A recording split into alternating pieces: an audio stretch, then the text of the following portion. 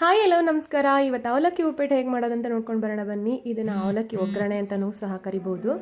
ಒಂದು ಬಾಣಲೆಗೆ ಕಾದ ನಂತರ ಎಣ್ಣೆ ಹಾಕ್ಕೊಂಡು ಅದಕ್ಕೆ ಸಾಸಿವೆ ಕಡಲೆ ಬೀಜ ಹಾಕ್ಕೊಂಡು ಬಾಡಿಸ್ಕೊತಾ ಇದ್ದೀನಿ. ಈಗ ಮತ್ತೆ ಪುಟಾಣಿ ಹಾಕ್ಕೊತಾ ಇದ್ದೀನಿ, ಅಂದರೆ ಹುರಿಗಡಲೆನ ಸ್ವಲ್ಪ ಹಾಕ್ತಾಯಿದ್ದೀನಿ. ಇದಕ್ಕೆ ಕರ್ಬೇವಿನ ಸೊಪ್ಪು, ಹಸಿಮೆಣಸಿನಕಾಯಿ ಮತ್ತು ಈರುಳ್ಳಿಯನ್ನು ಸಣ್ಣದಾಗಿ ಇಟ್ಕೊಂಡು ಹಾಕ್ಕೊತಾ ಇದ್ದೀನಿ.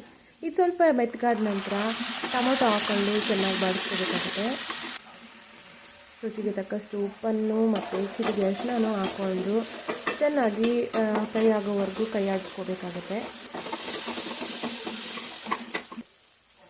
ಕೊತ್ತಂಬರಿ ಸೊಪ್ಪು ಸೇರಿಸ್ಕೊಂಡು ನೆನೆಸಿಟ್ಕೊಂಡಂಥ ಮೀಡಿಯಮ್ ಅವಲಕ್ಕಿನ ಹಾಕ್ಕೊಂಡು ಅವಲಕ್ಕಿ ಬಿಸಿ ಆಗೋವರೆಗೂ ಕಲಿಸ್ಕೊಂಡ್ರೆ ಸಾಕು, ಅವಲಕ್ಕಿ ಉಪ್ಪಿಟ್ಟು ರೆಡಿ ಆಗುತ್ತೆ.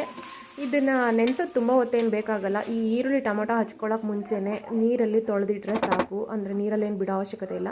1-2 ನಿಮಿಷ ಲಿಡ್ ಕ್ಲೋಸ್ ಮಾಡಿ ಬಿಟ್ಟರೆ ಆಯಿತು, ಅವಲಕ್ಕಿ ಉಪ್ಪಿಟ್ಟು ರೆಡಿ ಆಗುತ್ತೆ. Thank you for watching.